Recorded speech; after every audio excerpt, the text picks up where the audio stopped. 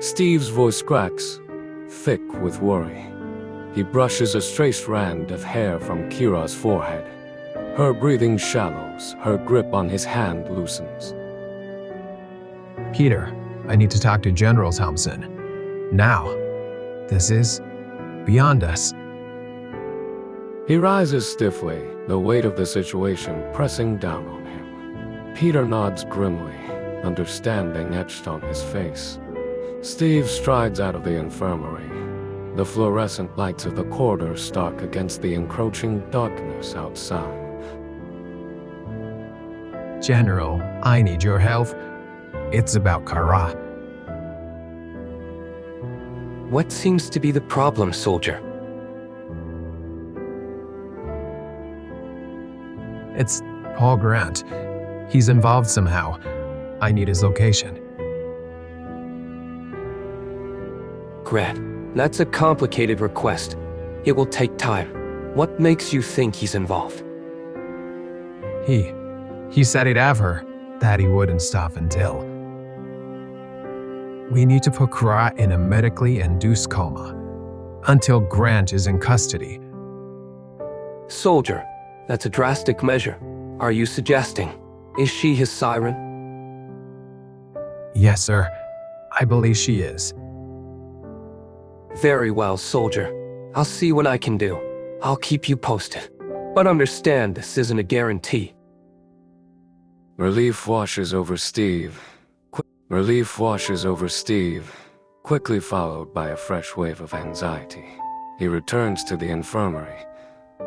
The sterile smell a stark contrast to the earthy scent of the woods where this nightmare began. Peter sits by Kira's bedside, his face drawn and pale.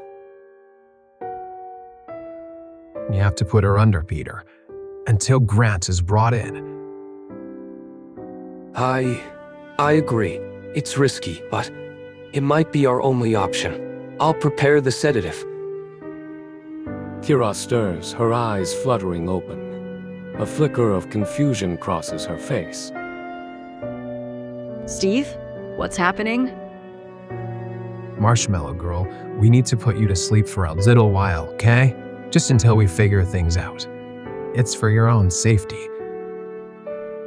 Peter approaches with a syringe. The clear liquid inside a stark reminder of the strange and dangerous situation they were in. He inserts the needle into Kira's IV line.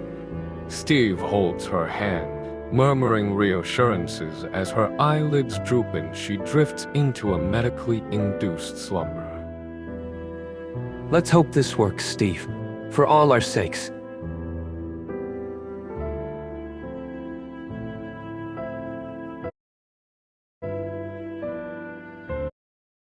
Let's hope this works, Steve.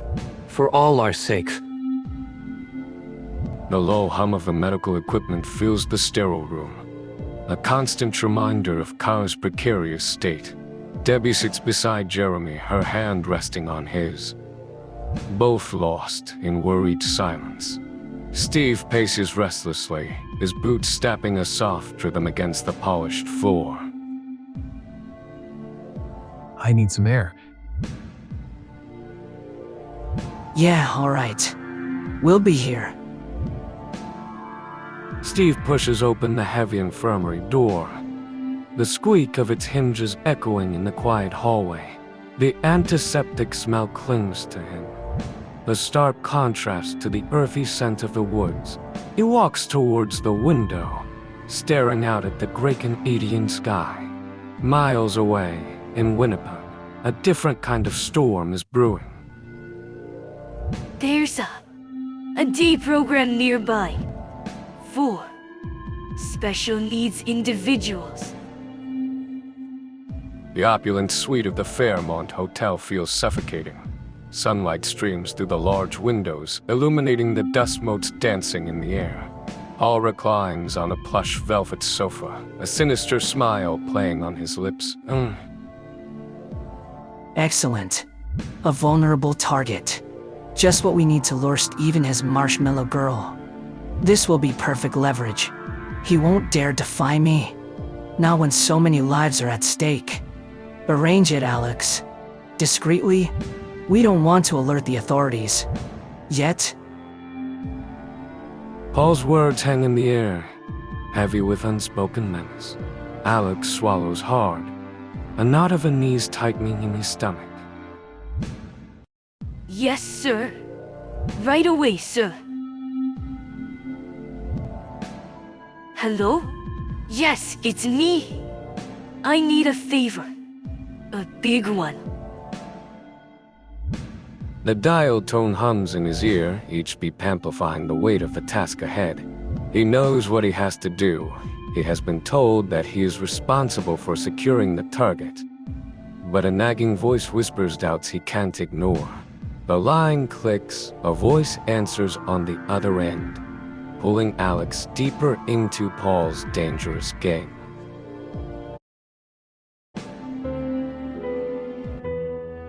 The dial tone hums in his ear, each beep amplifying the weight of the task ahead. He knows what he has to do. He has been told that he is responsible for securing the target. But a nagging voice whispers doubts he can't ignore. The line clicks, a voice answers on the other end, pulling Alex deeper into Paul's dangerous game. 10. 10 will be enough. And they need to be discreet. Ready when I call. He hangs up, the silence of the opulent suite suddenly heavy with anticipation. It's arranged, sir. 10 men, ready and waiting. Excellent work, Alex. You've proven yourself a valuable asset. Your family would be proud. Paul's words, meant to be praise, echo hollow lie in Alex's ears. He feels a prickle of unease, a sense of dissonance he can't quite place. For Canada. For my family. The cheerful sounds of children playing filter through the air. Alex glances down at the hotel pool area, a splash of vibrant color against the muted tones of the hotel's interior. He watches children slide down the winding water slide, their laughter echoing up to him. A young woman, her hair pulled back in a messy bun, relaxes in the steaming hot tub. He feels a pull, a desperate need for some semblance of normalcy. Hi? Mind if I join you?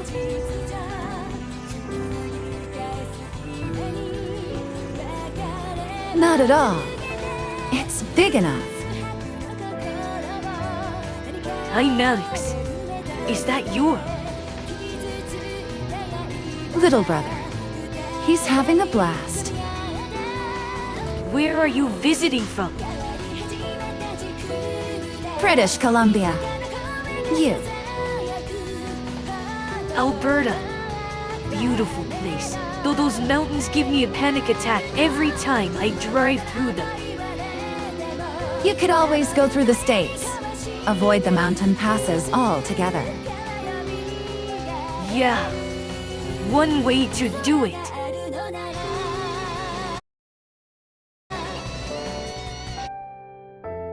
Yeah. One way to do it. Nice weather we're having, eh? Can't complain. Perfect for a swim. The hum of cicadas blends with the splashing of children in the pool. A gentle breeze rustles the palm trees, a stark contrast to the tension simmering beneath the surface of the polite conversation.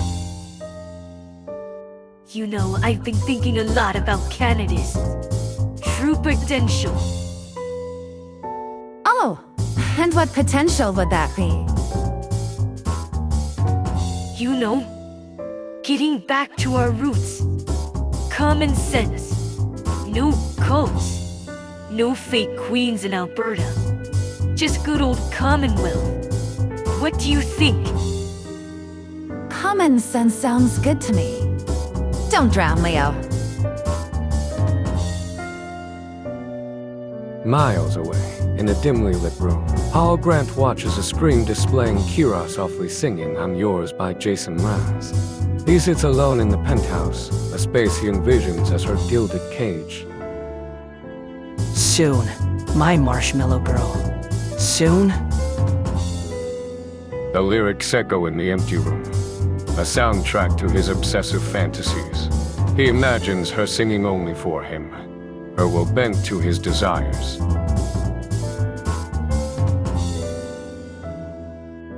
Paul, we should eat something. I ordered Burger King. Excellent. Food fuels the revolution, Alex. Just like Kara's voice will fuel our new world order. The smell of fast food permeates the sterile air, a jarring contrast to the opulent surroundings and Paul's grandiose plans. The flickering screen continues to play Kira's song, a haunting melody that underscores the unsettling undercurrent of their mission. She'll be perfect.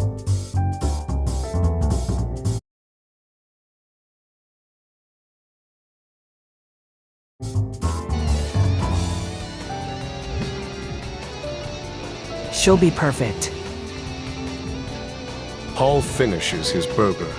He wipes his mouth with a napkin, then turns to Alex. Alex, I need you to dig deeper into Kara's life. Everything. Childhood traumas, anxieties, hopes, dreams. I want to know what makes her tick. Find her vulnerabilities.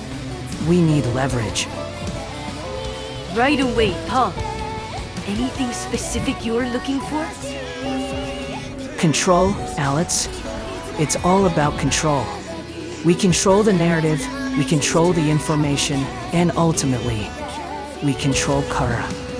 Why am I so obsessed with her? Because she has a voice that can capture people's attention, their hearts, their minds. And Alex, I have the technology to amplify that voice, to turn her into a siren. The siren? Like mythological creature stuff? Precisely. Imagine, Alex, a voice so compelling, so persuasive, it could sway nations. And it will all be ours. I'll start by tracking her current location. Then I'll see what I can dig up on her past. If I have to, I'll deliver the message to Steve myself. Good boy, Alex. You're a valuable asset. They retire to their separate beds in the scene. The hum of the city filters through the window, a backdrop to their unsettling plans. The following morning, the aroma of pancakes and syrup fills the air as Paul and Alex sit in a booth at a bustling pancake house. Those are the men who'll be helping us secure the community center. We'll hold a daytime program hostage to draw Steve out. It's the perfect bait. Makes sense.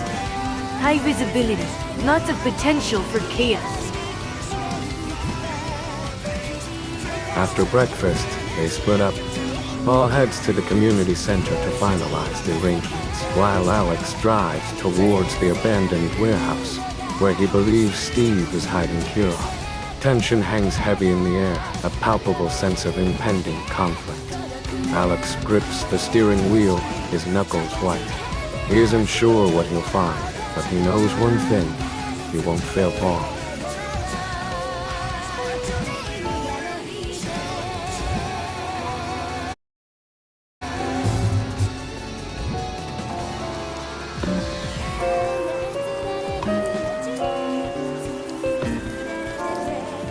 He kicks open the rusty door. The warehouse is surprisingly empty. Dust motes dance in shafts of sunlight. A half-eaten sandwich sits on a crate, cold coffee in a paper cup next to it. Steve? His voice echoes unanswered. He spots a faded map of Europe tacked to a wall marked with cryptic symbols.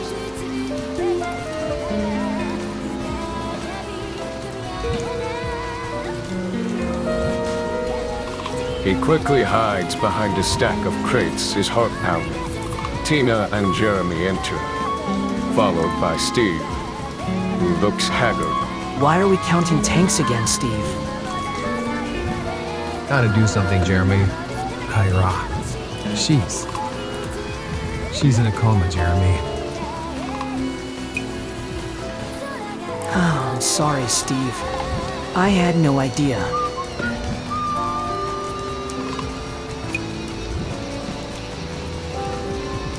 Hey, sorry to interrupt. Lost my way. Fascinating collection of tapes. Hi, I'm Tina. Who are you?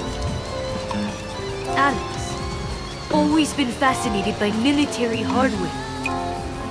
Tanks. Most viable in war.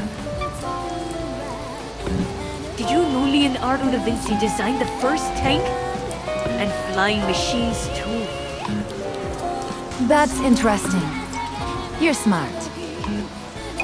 Come on, Alex. I'll give you the grand tour.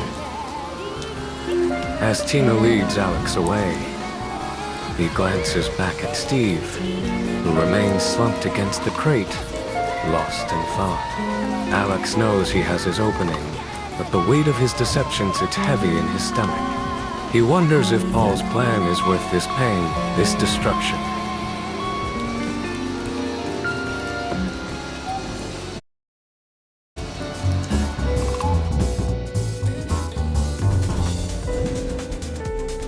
The fluorescent lights of the cafeteria hummed, casting a sterile glow on the linoleum floor. The air smelled faintly of disinfectant and stale coffee. And this is where we, well, used to eat. So who was in the coma? Kira. They had to induce a coma. Her heart. It wouldn't have held up. Outside, the wind rustled the leaves, a stark contrast to the sterile quiet within. Tell me about her. She loved animals. Always wanted a corgi. Crazy about them. Sounds fearless. Paul could be anywhere, Jeremy. This madness will end soon, Steve. We'll get him. I hope you're right. I need to see her. Jeremy pats Steve's shoulder, a silent understanding passing between them. Fearless. She was terrified of stairs without railings. And doing something wrong. Though she often did anyway. Mostly, she feared being away from those she trusted. I'm sorry she's like this. Just until Paul is in Winnipeg. Then she'll be okay. Paul? Who's Paul? The weight of his deception pressed down on him, heavy and suffocating. The madman who wants to own Canada. The one who did this to her.